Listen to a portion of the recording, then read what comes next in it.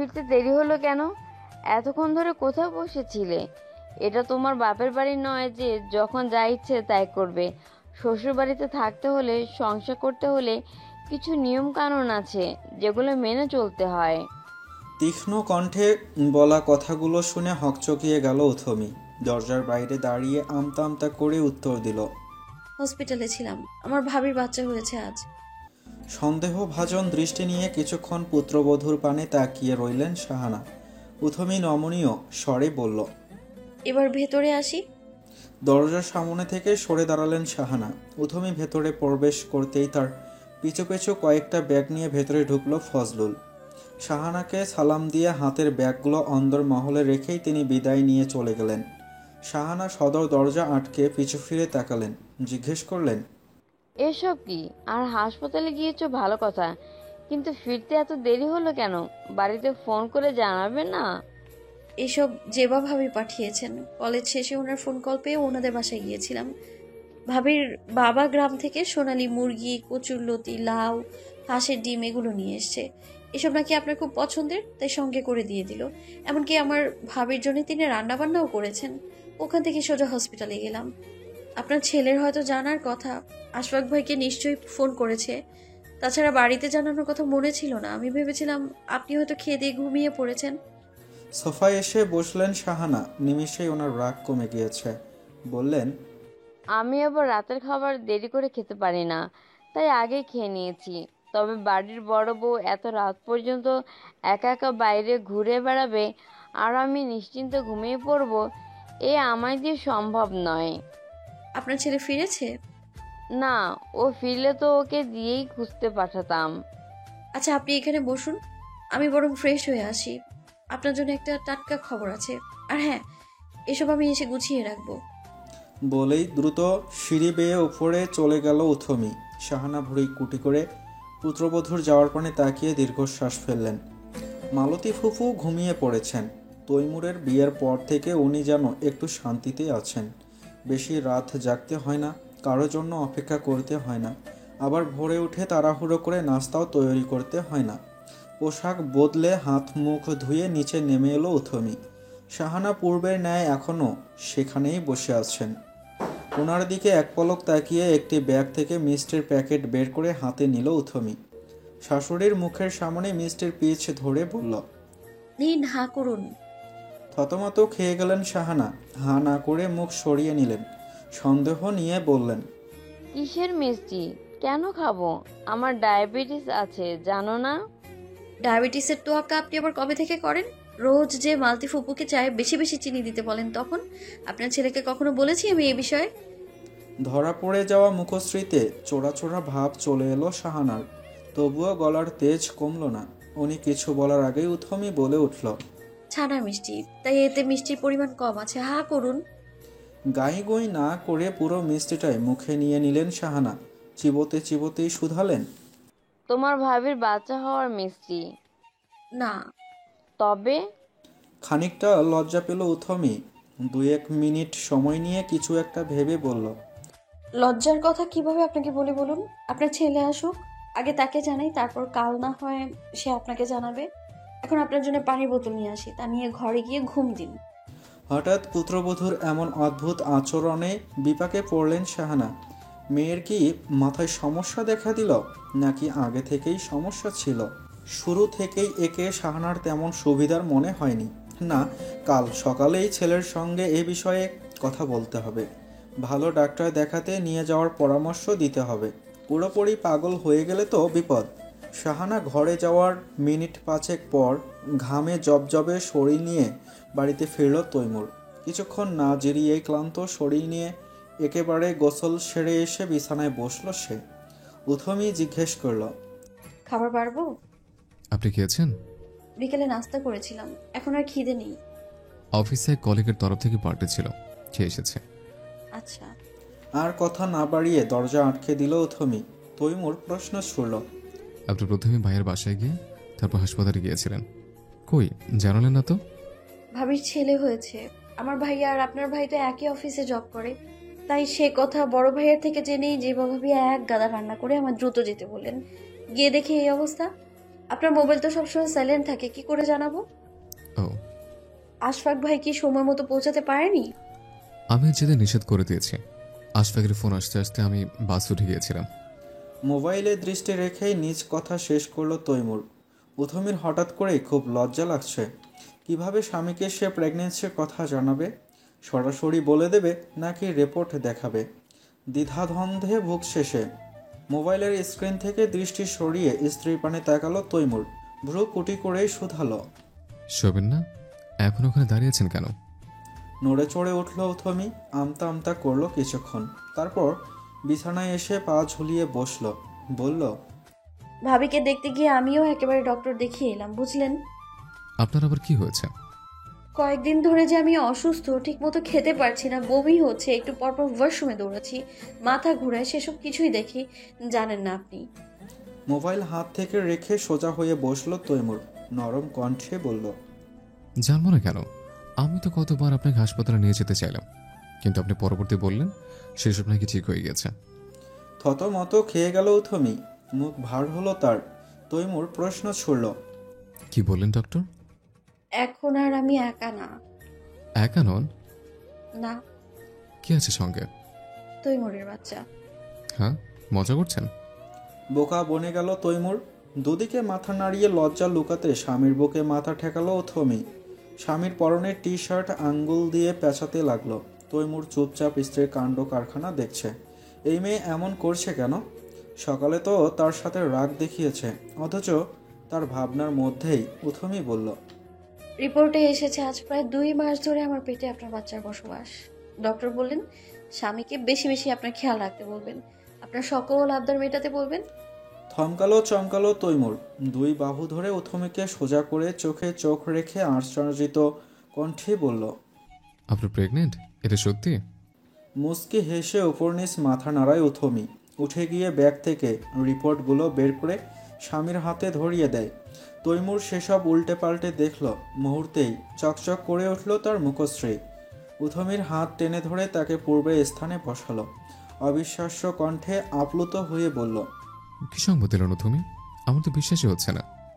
ভেতরে অদ্ভুত সব ফিলিংস কাজ করছে। প্রতিউত্তর করল না উথমি। সংবাদটি শোনার পর থেকে ভেতরে মাতৃত্ব বোধ জেগে উঠেছে তার। একটা ছোট্ট বাচ্চা আসবে, তাকে মা বলে ডাকবে, সারা বাড়ি দৌড়ে বেড়াবে, ভাবতেই গা শিউরে উঠছে। শরীরটা খুব মুড়িয়ে যাচ্ছে তিথিয়ার। ঘরে বসে থাকতে থাকতে হয়তো চর্বি বেড়েছে। তাই আজ সেই কাক ডাকা ভোরে উঠে ফজরের নামাজ আদায় করেই সে বের হয়েছে হাঁটতে। প্রথমে গলির মোড়, আর তারপর পার্কে কিছুক্ষণ সকালের সাথে তাল মিলিয়ে হেঁটে সেখান থেকে সে বেরিয়ে এলো। এবার বাড়ি ফেরার পালা। শামীম বাড়িতে নেই। ব্যবসায়িক কাজে এবার বেশ কয়েকদিনের জন্য চলে গিয়েছে ঢাকার বাইরে। এমনটা সে প্রায়ই করে। ফেরার পথে মেইন রোড পেরোতেই দেখা হলো মিলির ক্লাসমেট ফারিয়ার মায়ের সাথে। আগে যখন রোজ রোজ মেয়েকে নিয়ে স্কুলে যেত তিথিয়া, তখন নিচে বসে অভিভাবকদের সাথে চলতো তার ঘোরাঘুরি এবং সাংসারিক সব গল্প। ভদ্রমহিলাকে দেখে অধরে হাসি ফুটে উঠল তিথিয়ার। ফারিয়ার মা মৃদু হেসে বললেন, কতদিন পর দেখা হলো ভাবি। আপনি তো এখন আর স্কুলে আসেনি না। মিলিকে দেখলেই আমি আপনার কথা খুব জিজ্ঞেস করি। মেয়েরা বড় হয়েছে, এখন একা একা স্কুলে যেতে পারে, তার উপর ওরই তো আছে, এই জন্য আর যাওয়া হয় না ওইদিকে। অফিসিয়াল সব দিক ওদের বাবাই দেখে। ভাইয়ের কথা তুলতেই একটা কথা মনে পড়ে গেল ভাবি। আপনাকে বলবো বলবো করেও আর বলা হয়নি। কি কথা? আশেপাশে সতর্ক দৃষ্টিতে তাকালেন ভদ্রমহিলা। এগিয়ে এসে কণ্ঠস্বর খাদে নামিয়ে বললেন, ফারিহার বাবা 2 দিন আগে অফিসের কাজে সোনারগাঁও গিয়েছিল। ওখানকার একটা রিসর্টে মিলির বাবাকে অন্য এক মহিলার সঙ্গে দেখে এসেছে। পিছন থেকে বেশ কয়েকবার ভাইকে সে ডেকেছিল, কিন্তু উনি শুনেও শুনলেন না, বরং নাচেনার ভান করে কিনা চলে গেলেন। তখনই ফারিয়ার বাবা বুদ্ধি করে রিসেপশনে গিয়ে জিজ্ঞেস করে জানতে পারে ওনারা নাকি স্বামী স্ত্রী পরিচয়ে ওখানে উঠেছে। কি সাংঘাতিক ব্যাপার! অধরের হাসিটা মিলিয়ে গেল তিথিয়ার। শুকনো ঢোক গিলে অবিশ্বাস্য কণ্ঠে বলল, এ কি বলছেন ভাবি? এটা মোটেও বিশ্বাসযোগ্য নয়। ফারিয়ার বাবা হয়তো চিনতে বা দেখতে ভুল করেছে। এ অসম্ভব ভাবি, মিলির বাবাকে সে চিনবে না? এ কিভাবে হয়? গত মাসেই না ফারিহার জন্মদিনে আপনারা সপরিবারে এলেন। ভাইয়ের সাথে ওদের বাবা কত গল্প করলো। এত তাড়াতাড়ি ভুলে যাওয়া সম্ভব না ভাবি। তাও ভাবি, এই বিশ্বাস করা সম্ভব নয়। আমাদের বিয়ের কয়েক যুগ পেরিয়ে গেছে। এখন আমরা 2 সন্তানের বাবা মা, আর তাকেও আমি বিশ্বাস করি। ফারিহার বাবার তো আর মিথ্যে বলে কোনো লাভ নেই ভাবি। আপনার সাথে এক সময় আমার খুব ভালো সম্পর্ক ছিল, তাই জানিয়েছি। এখন আপনি কি করবেন তা আপনিই ভালো জানেন। কিন্তু একটা কথা বলি ভাবি, বিশ্বাস ভালো, কিন্তু অন্ধবিশ্বাস ভালো নয়। চোখ কান খোলা রাখুন। পুরুষ মানুষ তো বোঝেনি, ঘরে বউ রেখে বাইরে ছুকছুক করা এদের স্বভাব। তার উপর টাকাওয়ালা পুরুষ মানুষ দেখলে তো আবার কিছু চরিত্রহীন মহিলা শুয়ে পড়ে, সংসার আছে জেনেও ঝাঁপিয়ে পড়ে। আজ তবে আসি, বাড়ি গিয়ে রান্না বসাতে হবে। সময় পেলে আমাদের বাড়িতে আসবেন কিন্তু। তিথিয়া বিষণ্ণ মুখে ভদ্রমহিলার যাওয়ার পানে তাকিয়ে রইল। এতগুলো বছর ধরে শামীমের সাথে সম্পর্ক তার, আজকের এই সফল শামীমের পেছনে তার আর তার বাবার অবদান তো আর কম নয়। সাফোসা চাকরিজীবী থেকে আজ বড় এক ব্যবসায়ী সে। গ্রামের ওই শ্যাওলাপড়া বংশীয় দালান ছেড়ে আজ অট্টালিকায় বসবাস। এসব তিথিয়ার বাবার কারণেই হয়েছে, যা শামীম ভোলেনি। তাই তো রাজ রানীর মতো তাকে মাথায় তুলে রাখে। বিয়ের এতগুলো দিন পেরিয়ে আসার পরেও তার বিরুদ্ধে একটি অভিযোগ পর্যন্ত করেনি, অথচ সে কিনা তাকে ঠকাবে। এসব কখনোই তিথিয়ার পক্ষে বিশ্বাস করা সম্ভব নয়। তবে ফারিয়ার মা যেই সন্দেহের বীজ বপন করে দিয়ে গেল তার মন মস্তিষ্কে, সেসবের কি হবে? প্রশ্নগুলো মাথায় নিয়ে বাড়ির পথে হাঁটা ধরল তিথিয়া। ওরি মিলি এতক্ষণে হয়তো স্কুলে যাওয়ার জন্য তৈরি হয়ে গিয়েছে। স্যুট বুট পরে অফিসের জন্য তৈরি হয়ে টেবিলে নাস্তা করতে বসেছে তৈমুর। তার নাস্তার টাইমিংয়ের ঠিক নেই, কখনো জগিং থেকে ফিরে এসে নাস্তা করে তৈরি হয়, আবার কখনো বা একেবারে তৈরি হয়ে নাস্তা করে। প্রথমে এটা সেটা এগিয়ে দিচ্ছে স্বামীর প্লেটে। শাহানাও এসে বসলেন নিজস্ব চেয়ারে। তৎক্ষণাৎ দুধের গ্লাস এগিয়ে দিয়ে শাশুড়ির প্লেটে ডিম সিদ্ধ আটার রুটি তুলে দিল উথমি। শাহানা সিদ্ধ ডিমে কামড় বসিয়ে জিজ্ঞেস করলেন, তুমি বেরোবে না? না, ছুটি নিয়েছি। হঠাৎ? তেমন কোনো কারণ নেই, ভাবলাম দুদিন একটু বিশ্রাম নেই। তাছাড়া ভাবিকে দেখতে আজ বিকেলে হসপিটালে যাব, কাল সারাদিনও বাড়িতেই থাকবো। ও, তৈমুরকে ইশারায় কিছু বলল উথমি, যার অর্থ দাদার খুব সহজে বুঝে গেল তৈমুর। রাতের কথা হয়েছিল, সকালে হলে মাকে খুশির খবরটা জানিয়ে দেবে সে, কিন্তু এমন সময়ে এসে ভীষণ অস্বস্তি বোধ হচ্ছে তার। মায়ের সামনে নিজ মুখে কিভাবে বলবে, মা আমার বউ প্রেগনেন্ট? স্ত্রীর বারবার করা চোখের ইশারায় আর চুপ থাকতে পারল না তৈমুর। প্লেটের খাবারটুকু শেষ করে পানি পান করল, রুমাল দিয়ে মুখ মুছতে মুছতে ডাকলো, আম্মা। খেতে খেতেই ছেলের ডাকে সাড়া দিলেন শাহানা। কি?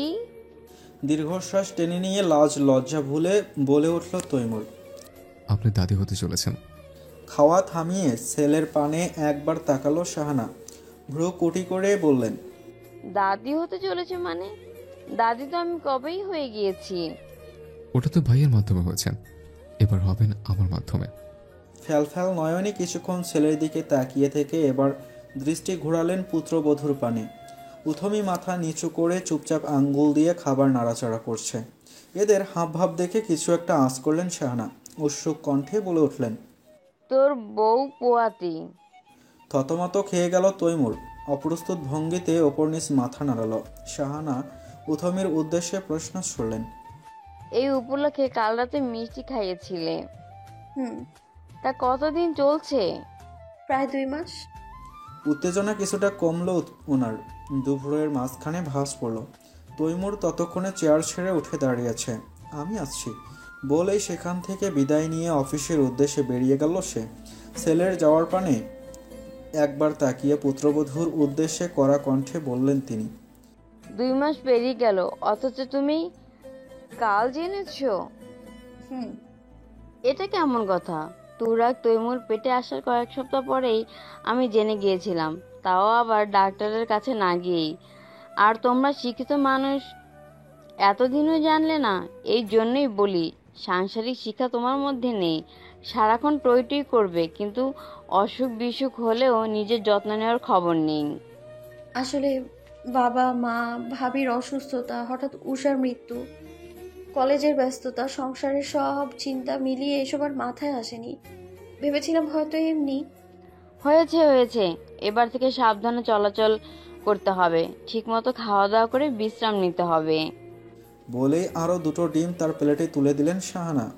আর খেতে ইচ্ছে করছে না উথমির, তবে নিষেধও করলো না সে, নইলে দেখা যাবে আরও 2-4টে কথা তাকে শুনিয়ে দেবেন ভদ্রমহিলা। স্বাভাবিক হওয়ার চেষ্টা করে বলল, দুপুরে ভাবছি ঝাল ঝাল মুরগি ভুনা, কচুরলতি আর ডাল রান্না করব, ঠিক আছে না? হ্যাঁ, কিন্তু তোমার করতে হবে না। কাল সারাদিন কম দৌড়ঝাঁপ তো আর করনি, রাতেও দেরিতে ফিরেছো। বিশ্রাম নাও গিয়ে, মালতে করে নিবে। আমি ঠিক আছি, রান্না আমিই করব। বারণ তো আর শুনবে না। শোনো, মাঝারি সাইজের চিংড়ি আছে না, কচু লতিতে বেশি করে চিংড়ি মাছ দিয়ে রান্না করবে, উপরে যেন তেল ভেসে থাকে। উথমির অধরে হাসি ফুটে উঠল, বলল, এভাবে আমার মাই রান্না করেন। মা ওই? আমার ভাবির মা, ওনার হাতের রান্না খুবই সুস্বাদু, বিশেষ করে বিভিন্ন সবজি। আমার মা আবার সবজি রান্না তেমন একটা ভালো পারে না। মায়ের হাতের মাছ, মাংস, পোলাও থেকে শুরু করে যে কোনো রান্না দারুণ হয়, কিন্তু সবজিটা তেমন ভালো হয় না। আগে তো কচু আমি খেতামই না, কিন্তু একদিন বেড়াতে গিয়ে মাউইয়ের হাতে খেলাম আমি। এরপর থেকে এটাও আমার ভালো লাগে। যদিও চিংড়িতে অ্যালার্জি আছে, তবু না খেয়ে থাকতে পারি না। চোখ জোড়া চিকচিক করে উঠল শাহানার। নিজের ছেলেবেলা হঠাৎ করেই মনে পড়ে গেল। মৃদু হেসে বললেন, ছোটবেলায় ধানের জমি থেকে বাবা মাছ ধরে আনলেই তার সাথে আসা চিংড়িগুলো আলাদা করে রেখে আম্মা রান্না করতো কচুর লতি। আমার হাতে রান্না কি যে স্বাদ! ওই লতির তরকারি দিয়েই আমরা ভাই বোনেরা এক থাল গরম গরম ভাত খেয়ে সাবার করে দিতাম। এরপর নিজ হাতে কত যে রান্না করলাম, কিন্তু সেই স্বাদ আর কখনো পাইনি। আমার শাশুড়ির আবার কচুতে খুব গলা ধরতো, তাই তিনি বেঁচে থাকাকালীন বাড়িতে কচু প্রবেশ ছিল নিষিদ্ধ। কম জ্বালায়নি আমায়। এক দৃষ্টিতে শাশুড়ির দিকে তাকিয়ে রইল উথমি। হঠাৎ করেই তার মনে হলো, সামনে বসা এই বয়স্ক নারীর ভেতর লুকিয়ে আছে অনেক কষ্ট, যা এত বছরেও কাউকে হয়তো মন খুলে বলতে পারেনি তিনি। পারেননি দুঃখ কমিয়ে হালকা হতে। দীর্ঘশ্বাস ফেলে শাহানা উঠে দাঁড়ালেন, চোখের পানি আড়ালে মুছে গম্ভীর কণ্ঠে বললেন, আগুনে তাপে বেশিক্ষণ থেকো না, সময় মতো গোসল করে খেয়ে নিও। তারপর আর সেখানে দাঁড়ালেন না তিনি, সিঁড়ি বেয়ে চলে গেলেন ওপরে। 5 দিনের দিন হাসপাতালের পাট চুকিয়ে বাসাসহ বাড়িতে নিয়ে আসা হয়েছে রিনিতাকে। টানা 1.5 মাসের মতো বিশ্রামের পরামর্শ দিয়ে তারপরই ডাক্তার তাকে মুক্তি দিয়েছে সেখান থেকে। চমকি সেই কখন থেকে মুগ্ধ দৃষ্টিতে দোলনার ওপর মাথা ঝুঁকে তাকিয়ে আছে বাচ্চাটির পানে। তনি তার জামা ধরে টানল, মুখ ভার করে বলল, আমিও দেখবো। কেয়া বেগম দরজার সামনে দাঁড়িয়ে দেখে ফেললেন তাদের কাণ্ড। সতর্ক কণ্ঠে বললেন, ওখানে কি করছিস তোরা? মাত্র খেতে খেতে ঘুমিয়ে পড়লো বাচ্চাটা, এখন তোদের ফিস ফিস শব্দে যদি ঘুম ভেঙে যায় ওর, কে সামলাবে তখন? ওর জন্য সেই ভোরবেলায় ঘুম ভেঙে গিয়েছিল বৌমার, সেও এখন একটু ঘুমিয়েছে। তোরা বাইরে চলে আয়। আদেশ মোতাবেক তনির হাত ধরে ড্রয়িং রুমে চলে এলো চমকে। দাঁত কপাটি বের করে জিজ্ঞেস করলো, পোলার নাম কি রাখছেন খালাম্মা? রিক্ত। এইটা আবার কেমন নাম রাখলেন? কেন, নামটা তো বেশ সুন্দর, তবে আমি রাখিনি, রেখেছে ওদের বাবা। ও যাক, তয় এই পিসির মতন দুষ্ট না হইলেই হয়। এর লাইগা তো বাড়ির টিকাই যায় না। টনি কথাটা শুনে ফেলল। তৎক্ষণাৎ চোখ মুখ কুঁচকে চমকির দিকে তাকালো। চোখাচোখি হলো দুজনের। দুহাত কোমরে গুজে রাগান্বিত স্বরে বলল, আমি দুষ্টু না, তুমি দুষ্টু। হাই আল্লাহ, এই মাইয়া কয় কি? আমি কি তোমার মতো কামড়াকামড়ি করি, দৌড়াদৌড়ি করি, জিনিস নষ্ট করি? তাইলে আমি দুষ্টু কেমনে হইলাম? রাগ নিয়েই তার দিকে এগিয়ে আসা ধরল তনি। কেয়া বেগম তৎক্ষণাৎ নাতনির হাত টেনে ধরে তাকে থামিয়ে দিলেন। কোলে তুলে পাশে সোফায় বসিয়ে দিয়ে চমকিকে চোখ রাঙালেন। থাম তো তুই। এতটুকু বাচ্চার সাথে কেউ ঝগড়া করে? যা গিয়ে চা বানিয়ে নিয়ে আয়। চমকি চুপচাপ চলে যাওয়ার জন্য উদ্যত হলো। তখনই কিছু একটা মনে পড়ায় কেয়া বেগম পেছন থেকে বলে উঠলেন, সামনের বছর আবার নতুন আরেকজন সদস্য আমাদের মধ্যে আসতে চলছে, বুঝলি? তখন আর ফুফু না, একেবারে খালা হয়ে যাবে তুই, আর আমি হব নানি। প্রতিমধ্যে থেমে দাঁড়ালো চমকে, উৎসুক দৃষ্টিতে পিছু ফিরে শুধালো, কি কন খালাম্মা, কেমনে? তোর উথমিয়াপা সন্তান সম্ভবা। হাই আল্লাহ, কবে কবে হইল? এই তো মাস দুয়েক হয়েছে, কাল রাতেই ফোন করে জানালো। এবার খুশি মনে ভালো করে 2 কাপ চা বানিয়ে নিয়ে আয় যা। যাইতেছি। উচ্ছ্বাসিত হয়ে গেল চমকে। তনির আশেপাশে কোনো খেয়াল নেই। আইসক্রিম এসে তার গা ঘেঁষে ম্যাও ম্যাও করে উঠতেই সে মগ্ন হয়ে গেল খেলায়। সিঁড়ি থেকে পড়ে গিয়ে কোমরের ক্ষয় হয়ে যাওয়া হাড় ভেঙে গিয়েছে শাহানার। এটা নিয়েই বাড়িতে হুলস্থুল কাণ্ড বাঁধল। অফিস থেকে ছুটে এসে 2 ভাই মিলে মাকে বড় হাসপাতালে নিয়ে ভর্তি করালো। চলল বিভিন্ন পরীক্ষা নিরীক্ষা। এক্স-রে রিপোর্ট এলেই ডাক্তার জানালো, একজন প্রাপ্তবয়স্ক মানুষের বয়স বাড়ার সাথে সাথে হাড়ের ঘনত্ব কমে আসে, হাড় দুর্বল হতে থাকে। তাই ওনার একটু দেখে শুনে চলাফেরা করা উচিত ছিল, কিন্তু যা অঘটন ঘটার তা তো ঘটেই গেল। তৈমুর প্রশ্ন ছুড়ল, আমার চলাফেরা করতে পারবেন না? না, কোমরের হাড় একেবারে ভেঙে গিয়েছে, হাঁটুর জয়েন্টও খুলে গিয়েছে। আমাদের হাতে যতটুকু ছিল তা আমরা করেছি, কিন্তু আশা রাখা যাচ্ছে না। তুরাগ ডাক্তারের থেকে বিদায় নিয়ে তৈমুরের সাথে বাইরে এসে দাঁড়ালো। মলিন মুখে বলল, শেষ বয়সে এসে কিনা পঙ্গু হয়ে যেতে বলো আম্মাকে। আমি বারবার ওনাকে বলেছি, বয়স বাড়ছে আপনার, মাঝে মধ্যেই প্রেশার হাই হয়ে যায়, মাথা ঘোরায়, আপনি বরং নিস্তারায় একটি ঘরে শিফট হয়ে যান। কিন্তু না, আম্মা কিছুতেই তা শুনেন না। বাবার স্মৃতি আগলে বসে রইলেন। এখন কিভাবে কি করবেন? উত্তর দিল না তৈমুর। মায়ের জন্য ভীষণ খারাপ লাগছে তার। আজ সকালেও কত ফুরফুরে মেজাজে ছিলেন তিনি। উথমির প্রেগন্যান্সির খবর শুনেই গত কয়েকদিন ধরে ছিলেন ভীষণ আনন্দিত। অথচ কয়েক ঘন্টার ব্যবধানেই এত বড় অঘটন ঘটে গেল। শাহানা হাসপাতালের বিছানায় মলিন মুখে শুয়ে আছেন। বড় পুত্রকে ক্যাবিনে প্রবেশ করতে দেখেই মুখ ভার করে জিজ্ঞেস করলেন, বাড়ি ফিরবো কখন? এখানকার গন্ধ আমার একদম ভালো লাগছে না। তুরাগ হতাশ কণ্ঠে বলল, তৈমুর আপনার জন্য ওষুধ আনতে গিয়েছে, ও এলেই বাড়ি ফিরবো। ডাক্তার কি বললো? হাঁটাচলা করতে পারবো?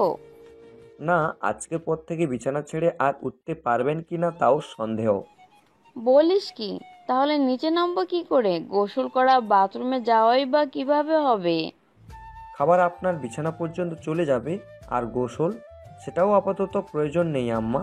শীত চলে আসছে, আপনাকে বরং একটা ভালো দেখে পারফিউম কিনে দিব। বাথরুমের সমস্যাটা হ্যাঁ হ্যাঁ হ্যাঁ মনে পড়েছে, বাচ্চাদের জন্য আধুনিক অনেক কোমোড বের হয়েছে, ওগুলোই না হয় কম্প্রোমাইজ করে।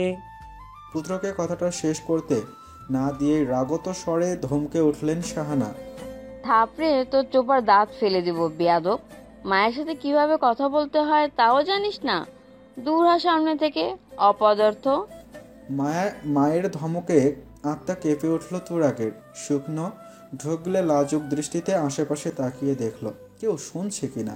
তারপর চুপচাপ কেবিন থেকে বেরিয়ে এলো সে। মায়ের সামনে থাকা মানেই বিপদ। কখন যে যা তা বলে মান সম্মান খুইয়ে দেবে তার ঠিক নেই। কলেজ থেকে হাফ বেলার ছুটি নিয়ে বেশ কিছুক্ষণ আগেই বাড়ি ফিরেছে উথমি। যেবা তখন জোহানকে নিয়ে অন্দরমহলে বসা। ঘরে গিয়ে বাইরের পোশাক বদলে নিচে নামতে নামতে মহিনুদ্দিন কবরীও এসে হাজির হয়েছে বাড়িতে।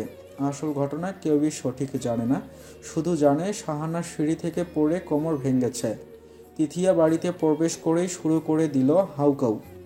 মালতী ফুপু ফোন করে জানালো আম্মা নাকি সিঁড়ি থেকে পড়ে গিয়েছিল, কথাটা কি সত্যি? কবরী প্রতি উত্তর করলেন, তাই তো শুনলাম। আমরা পৌঁছানোর আগেই তোরাগ আর তৈমুর মিলে মেজ ভাবিকে নিয়ে নাকি হাসপাতালে গিয়েছে। তোর চাচা ফোন করতেই জানালো এখন ওনাকে নিয়ে তারা ফিরছে। চাষির কথায় গুরুত্ব দিল না তিথিয়া। উথমির দিকে হিংস্র দৃষ্টিতে তাকিয়ে রাগে ফুঁসতে ফুঁসতে বলল, তুমি বাড়িতে থাকাকালীন আমার আম্মা পড়লো কিভাবে? উত্তর দাও। সারাক্ষণ শুয়ে বসে থাকার জন্য তোমাকে তো নিয়ে আসা হয়নি। আমার ভাইয়েরটা 3 বেলা গির্জার, আমাদের আম্মাকে দেখে রাখতে পারো না? ভদ্রমহিলার কথায় ভীষণ আশ্চর্য হলো উথমি। রাগ সংবরণ করার প্রচেষ্টা চালিয়ে বলল, আমি সকালে কলেজে চলে গিয়েছিলাম, আপনার ভাইয়ের ফোন পেয়েই সব এসেছি। এইসব আমাকে বোঝাতে এসো না। তুমি ইচ্ছে করে আমার আম্মাকে ধাক্কা মেরে ফেলে দিয়েছ। আম্মাকে তুমি দু চোখে দেখতে পারো না, সহ্য করতে পারো না, তাই নিচে ফেলে দিয়ে মেরে ফেলতে চেয়েছ। খারাপ মেয়ে মানুষ। সেদিনের পর থেকে স্বামীর প্রতি সন্দেহটা যেন ধীরে ধীরে বেড়েই চলছে তিথিয়ার মনে। কিন্তু সামনাসামনি কোনো প্রমাণ না পেয়ে শামীমের সাথে এ বিষয়ে কথা বলতে পারছেন না। যদি নিজে ভুল প্রমাণিত হয় তখন তো এত বছরের সম্পর্কে ফাটল ধরবে। সেই রাগটাই এখন ভাই বউয়ের ওপর উগরে দিচ্ছে সে। কিন্তু উথমি এসব মিথ্যে অভিযোগ মেনে নেওয়ার পাত্রী নয়। কড়া গলায় সাবধান করে বলল, মুখ সামলে কথা বলুন আপা। তেথে উঠল তিথিয়া। মহিনুদ্দিন ধমক দিলেন ভাইজিকে, বয়স বাড়লেও দিন দিন তোর আচরণ বাচ্চাদের মতো হয়ে যাচ্ছে তিথি। মুখে লাগাম দে, সব কিছুতে অন্যকে দোষারোপ না করলে হয় না। চাষার কথায় সোফায় চোখ মুখ কুঁচকে বসে পড়ল তিথিয়া। তার মিনিট 5 পর হুইল চেয়ারে বসিয়ে বাড়িতে নিয়ে আসা হলো অসুস্থ শাহানাকে। কপালের এক জায়গায় বেশ খানিকটা থেতলে গিয়ে উঁচু হয়ে রয়েছে। মুখশ্রীও ওনার মলিন। মাকে দেখে দৌড়ে এলো তিথিয়া। উদ্বিগ্ন হয়ে বলল, আম্মা, এ কি অবস্থা হয়েছে আপনার?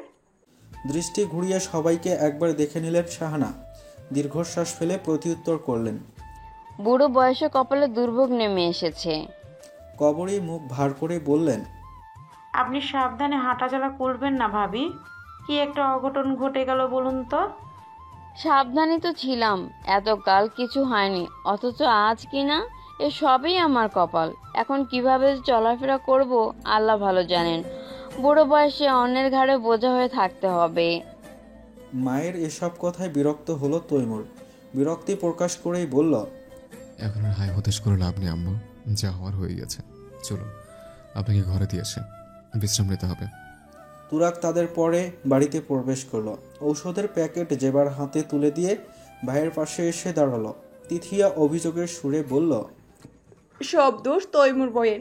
গতকাল আমার আম্মা কিচ্ছু হয়নি, তাহলে আজ কেন হলো? ওই ইচ্ছা করে আম্মাকে ফেলে দিয়েছে। আম্মা, আপনি নির্ভয় সত্যিটা সবার সামনে বলে দিন। বড় বোনের এসব কথায় আশ্চর্য হলো তৈমুর। প্রতিবাদ স্বরূপ কিছু বলার আগেই শাহানা মেয়ের উদ্দেশ্যে শক্ত গলায় বললেন, ও আমায় ফেলতে যাবে কেন? ও তো তৈমুরের সাথেই সকালে বাড়ি থেকে বের হলো। দুপুরে গোসল শেষে নিচে নামার সময় হঠাৎ করে আমার পা মচকে গেল, মাথাটাও চক্কর দিয়ে উঠল। ঠিক তখনই রেলিং ধরার আগেই সিঁড়িতে গড়াতে গড়াতে নিচে পড়ে গেলাম। কিন্তু আম্মা। কিসের আবার কিন্তু? এখানে কোমর ভেঙে আমি হাঁটতে পারছি না, হুইল চেয়ারে বসে আছি, সেসবের জন্য তুই চিন্তা না করে অন্যের দোষ ধরায় ব্যস্ত হয়ে গেছিস। সর, ভালো লাগছে না, মেজাজ খারাপ হয়ে আছে। আমার ঘরে নিয়ে চল তৈমুর। মায়ের ব্যবহারে অবাক হলো তিথিয়া।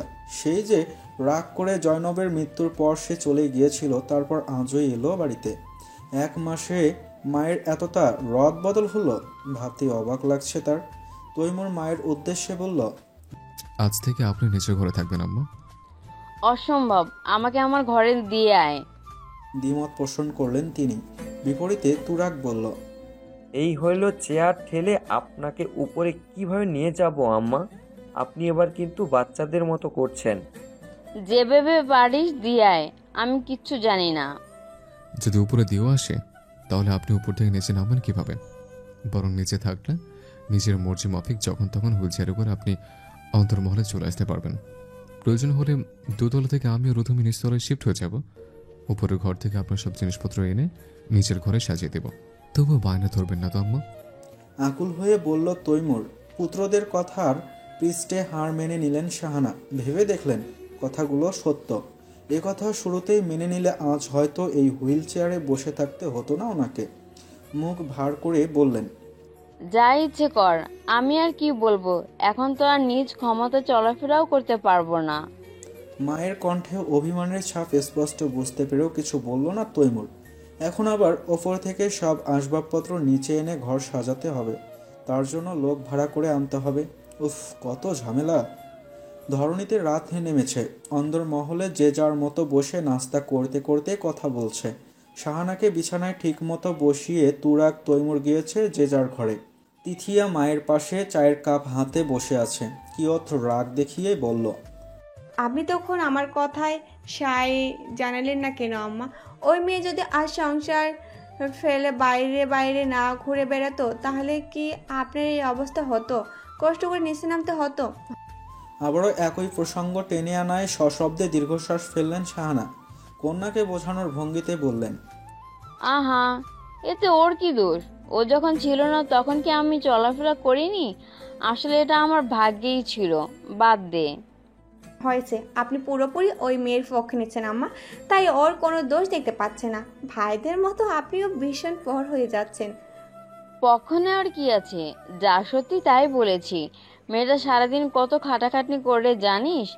আমার খেয়াল রাখে, সংসার সামলায়, অফিস যাওয়ার আগে সেই ভোরে উঠে রান্না করে, বিকেলে ফিরে হাত মুখ ধুয়ে নাস্তা বানায়, রাতের রান্না করে। তার উপর এখন আবার সে পোয়াতি, ঠিক মতো খাওয়া দাওয়া করে না। সকালে খেতে বসে দেখি একটা রুটির অর্ধেক খেয়েই অফিস চলে গিয়েছে।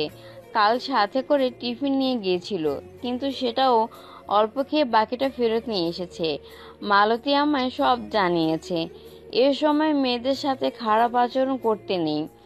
তুই পেটে থাকতে তোর দাদি আমায় কম অত্যাচার করেনি, কিন্তু এই জন্যই তোর দাদিকে আমি বেশি ঘৃণা করতাম। তোর সময় কি হয়েছিল মনে নেই? তোর শাশুড়ি তোকে একটা ধমক দেওয়ায় আমার কাছে এসে কত কেঁদেছিলি, তাকে অভিশাপ পর্যন্ত দিয়েছিলি। কি দরকার অন্যের মনে কষ্ট দিয়ে অভিশাপ আদায়ের? কিছু বলিস না, মেয়েটা কিন্তু খারাপ না। তৈমুরের বউ প্রেগনেন্ট, কই জানালেন না তো? কিভাবে জানাবো? সেই যে তুই রাগ করে ফিরে গেলি, তারপর তো আর এলিও না, আর ফোনেও 2 মিনিটের বেশি আমার সাথে কথা বলিস না। প্রতিউত্তর করল না তিথিয়া। ফ্রেশ হয়ে মায়ের ঘরের দরজার কাছে এসে দাঁড়ালো তৈমুর। অনুমতি চাইল। আসবো আম্মা? শাহানা অনুমতি দিলেন। হ্যাঁ, আয়। তৈমুর ভেতরে প্রবেশ করলো। তার পিছু পিছু প্রবেশ করলো তুরাগও। চেয়ার টেনে বসলো তুরাগ, আর তৈমুর রইল দাঁড়িয়ে। মায়ের শারীরিক অবস্থা সম্পর্কে জেনে বড় বোনের উদ্দেশ্যে প্রশ্ন ছুড়ল, ওরে মিলে কি বাড়িতে একা না দুলাভাইয়ের সঙ্গে আছে? তৈমুরের প্রশ্নের প্রতিউত্তর করল তিথিয়া। তোর দোলাভাই খুব ব্যস্ত। 3 দিন আগে শহরের বাইরে থেকে কাজ সেরে বাড়িতে ফিরলো, অথচ আজ সকালে আবার কোথায় যেন চলে গেল, বললো জরুরি কাজ আছে। ফিরতে 2-3 দিন লাগবে। আর ওরই মিলি বাড়িতে একাই। ওরা 2 বোন একসঙ্গে থাকলে আর কাউকে ওদের লাগে না। কথাটি শেষ হতে না হতেই তুরাগ বলে উঠল, আমি বুঝি না দুলাভাই 2 দিন পর পর কিসের এত ব্যবসার কাজে শহরের বাইরে যায়। ওই তো রেস্তোরাঁর ব্যবসা তার, সব কয়টা রেস্তোরাঁ, ক্যাফে তো ঢাকার ভিতরেই, তাহলে শহরের বাইরে যেতে হবে কেন? কয়েকদিন আগেই খিলগাঁওর এক কলেজের সামনে দেখে এলাম, সম্ভবত কারোর জন্য অপেক্ষা করছিলেন। তুরাগের কথায় হকচকিয়ে গেল তিথিয়া। চঞ্চল কণ্ঠে শুধালো, কলেজের সামনে কি বলছিলি? কবে দেখছিস? আমায় তো সব বলে, কিন্তু এই বিষয়তে কিছু বলো না। দেখেছি 5-6 দিন আগে। আমি ছিলাম রাস্তার এপারে গাড়িতে, আর দুলাভাই ছিলেন রাস্তার ওপারে দাঁড়ানো। তাছাড়া এর আগেও অবশ্য অনেকবার ওই এলাকায় দেখেছি ওনাকে। একবার জিজ্ঞেস করাই বলেছিলেন ওখানে নাকি কোনো এক বন্ধুর বাড়ি। নড়ে চড়ে উঠল তিথিয়া। হঠাৎ করেই তার সন্দেহ তীব্র থেকে তীব্রতর হলো। 5-6 দিন আগে শামীম শহরে বাইরে ছিল, তাহলে ও কিভাবে খিলগাঁও আসতে পারে? ছটফটানি ধীরে ধীরে বৃদ্ধি পাচ্ছে তার। খারাপ চিন্তা জেঁকে বসেছে মস্তিষ্কে। তৈমুর প্রসঙ্গ বদলে শুধালো, আজ তো তুমি থাকছো এখানে, তাই না? তাহলে বরং আমার সাথে রাতটা থেকে যাও, তখন কি প্রয়োজন হয়। সকল ভাবনা একপাশে রেখে কিছুক্ষণ নীরব রইল তিথিয়া। দ্বিমত পোষণ করে বলল, না, তা কি করে হয়? আমি এখন বাড়িতে ফিরবো। এই রাতে? হ্যাঁ, মাত্র 8:30 বাজে। এখন বের হলে 9টা 9:30 মধ্যে পৌঁছে যাব। শাহানা মন খারাপ করে বললেন, তুই চলে গেলে কি করে হবে? আজ আমার কাছে থেকে যা তিথি। এমনিতেই তো আমি বিছানা থেকে উঠতে পারছি না, কিভাবে সারা রাত থাকবো? কাল সকালে না হয় তৈমুর গিয়ে ওরি মিলিকে এ বাড়িতে নিয়ে আসবে। নতুন বাহানা দিল তিথিয়া। না আমার সম্ভব না, বাড়িতে ফিরতেই হবে। তাছাড়া আপনার দুটা ছেলের বউ, তাতে চিন্তা কিসের? ওরাও সেবা করবে। মেয়ে যা করতে পারবে, ছেলের বউরা কি আর তা পারবে? নাকি ওরা আমার সাথে রাতে থাকতে পারবে, বাথরুমে নিয়ে যেতে পারবে? ভেতরে ভেতরে চরম বিরক্ত হলো তিথিয়া। এখন বসে বসে মায়ের সেবা করা কি তার পক্ষে সম্ভব, নাকি এত বড় মহিলার সাথে বাথরুমে গিয়ে বসে থাকা সম্ভব? কিন্তু বাহ্যিকভাবে সেই বিরক্তি প্রকাশ করতে পারল না সে। মেয়ের কথায় অবাক হলেন শাহানা। যেই মেয়ে ওনাকে ছাড়া থাকতেই পারত না, নিজ সংসার ফেলে দিনের পর দিন এ বাড়িতে পড়ে থাকতো, সেই কিনা আজ মায়ের এমন দুঃসময়ে তাড়া দেখাচ্ছে। এও বিশ্বাসযোগ্য?